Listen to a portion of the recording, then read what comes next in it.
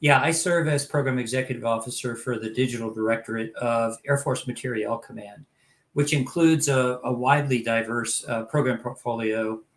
And we're also geographically diverse with people and with large teams in about 10 different locations.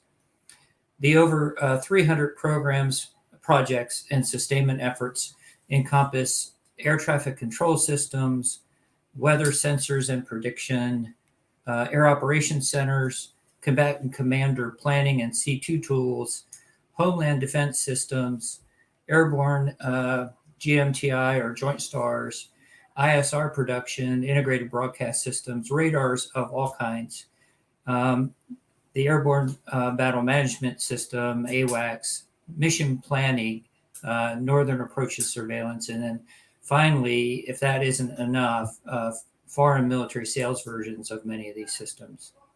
So, in fact, roughly half our active year funding is international cooperation, including several integrated air and missile defense systems to be in place for the World Cup in 22 in Qatar. So, I'd also like to just take a minute to highlight our defense assisted acquisition efforts in support of the Department of Health and Human Services. We have about a dozen voluntary teams working industrial base expansion projects. These projects are ongoing to increase the nation's production capacity of swabs, test kits, point of use, rapid tests, and medical devices to defeat COVID. So, across the portfolio, we're piloting artificial intelligence in applications today, and I'll talk to a few examples. Working with the Air Force Research Lab, and in fact, Dr. Wysocki's group up there at Rome, we have labeling algorithms for full motion video data. We have an AI harness installed in the Air Force Distributed Common Ground System, and we're working with the Joint AI Center to leverage Maven. Also, working with MIT Lincoln Labs, we're developing and proving out something called Global Synthetic Weather Radar to forecast weather in vast areas of the world where there are, in fact, no weather sensors. An interesting training program there.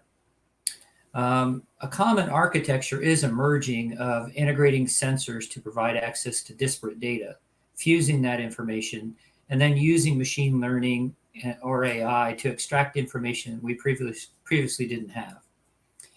I'll just mention two of those applications here. We're working with NORAD Northcom on a Pathfinder effort, bringing homeland defense sensor data together to find patterns. This has the potential to be a greenfield replacement for battle control system fixed. The other example is a major upgrade to our base defense systems using this exact kind of architecture for pilots.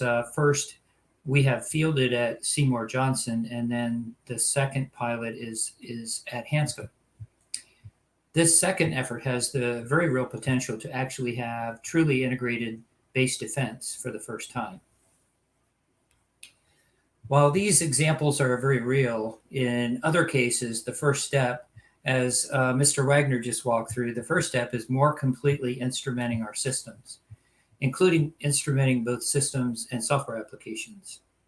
Having access to data on system performance and behavioral patterns is fundamental to machine learning and AI, but even more commonly to analysis and optimization and automation.